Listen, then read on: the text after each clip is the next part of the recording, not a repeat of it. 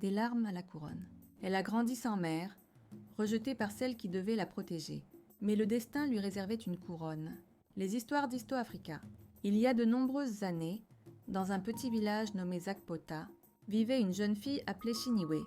Elle avait perdu sa mère alors qu'elle n'était encore qu'un bébé, à la suite de complications lors de l'accouchement.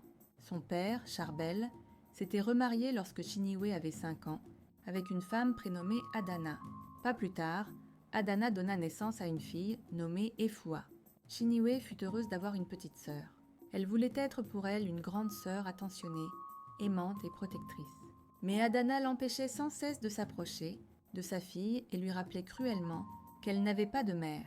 Et souvent, Chiniwe pleurait et se plaignait à son père, mais Charbel, impuissant face à l'autorité de sa nouvelle épouse, ne pouvait rien faire.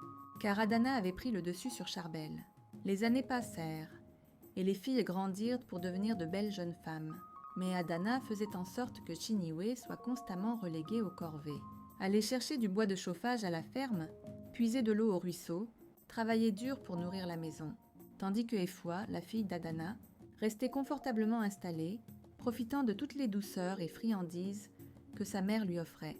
Accablé de regret d'avoir épousé Adana, Charbel développa une hypertension artérielle. Rongé par les soucis, il finit par succomber à la maladie. Chiniwe se retrouva orpheline, seule face à un monde froid et cruel, maltraité par Adana et Efua.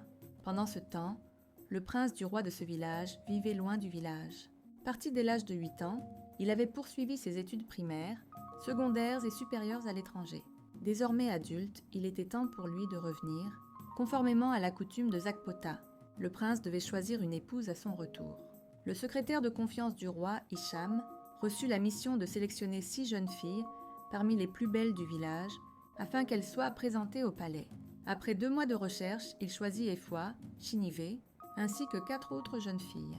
Toutes commencèrent alors à se préparer avec soin, car qui sait, le prince pouvait décider d'épouser l'une d'elles et en faire la future reine de Zakpota.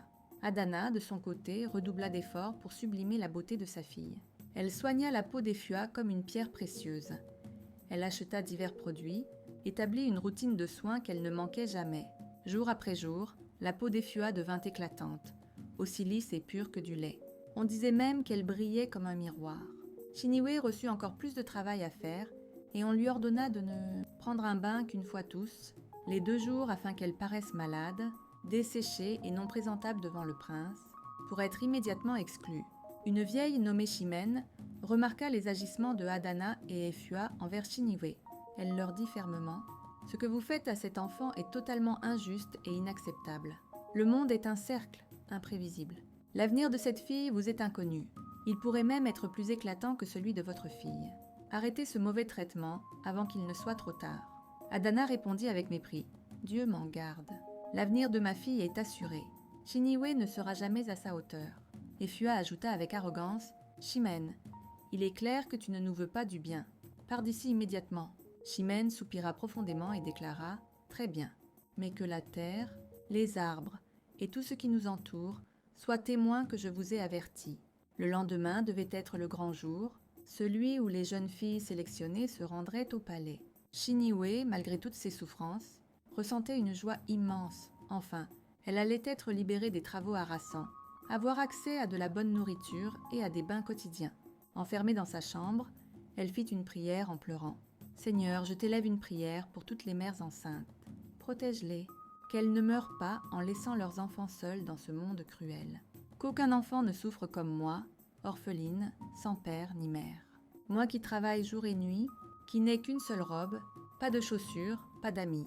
Seigneur, que ta volonté soit faite dans ma vie, alors que demain je pars au palais. » Le jour tant attendu arriva. Efua rangea soigneusement ses plus beaux vêtements, bijoux et produits de beauté dans une grande boîte. Chiniwe, elle, n'avait ni boîte ni vêtements dignes. Elle décida d'y aller avec ce qu'elle portait, car la seule chose qui comptait pour elle était de quitter enfin la maison. Mais au moment de sortir, Adana lui ordonna de rentrer à l'intérieur. Pour la première fois, Chiniwe osa demander pourquoi. Adana répondit par une violente gifle. « Tu crois que je vais te laisser aller raconter ? Au palais que tu travailles jour et nuit sans nourriture, que tu n'as qu'une seule robe. Tu veux que l'on pense que je ne prends pas soin de toi ? Sorcière. » Chiniwe balbutia. « Mère, je t'en supplie. » Mais Adana hurla. Ne m'appelle pas mère. Ta mère paresseuse et faible est dans la tombe. Si tu veux parler à ta mère, va donc lui parler là-bas. » Elle se tourna ensuite vers Efua et lui dit « Quand on te demandera où est Chiniwe, tu répondras qu'elle a dit que le roi, le prince, les anciens et tout le village de Zakpota peuvent aller en enfer. Qu'elle n'était pas intéressée. Efua hikon. Oh, pauvre fille. Essaie d'avoir une mère dans ta prochaine vie. » Elle prit sa boîte et partit pour le palais.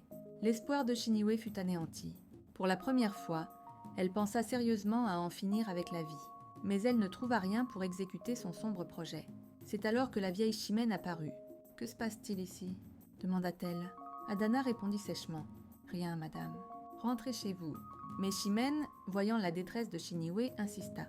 L'adolescente trouva le courage de tout raconter. Comment sa belle-mère la forçait à travailler sans relâche, à manger à peine, à se laver seulement tous les 2 jours, et comment ce qu'elle portait représentait ses meilleurs vêtements. Chimène se tourna alors vers Adana et l'interpella avec colère. « Femme, où est ta conscience ? Tu étais censée être un soutien, une guide, une mère pour cet enfant à qui la vie n'a pas fait de cadeau. Et tu as choisi d'être son cauchemar. Comment peux-tu dormir la nuit, sachant qu'elle vit avec toi sans manger, sans soin, sans amour ?» Chiniwe, le cœur brisé, murmura. « S'il vous plaît, madame, montrez-moi comment mourir. Je ne veux plus vivre dans ce monde misérable. » Chimène posa ses mains sur ses épaules et répondit. « Ne dis plus jamais cela, mon enfant. Tu es une enfant du destin. Peu importe ce que Adana et Efua essaient de faire, ton étoile brillera. Tu dois accomplir ton destin. » Elle se tourna vers Adana et menaça. « Si tu ne la laisses pas aller immédiatement au palais, je te dénoncerai au roi. Efua sera expulsée et vous serez toutes 2 sévèrement punies. » Adana, terrifiée, n'eut pas d'autre choix.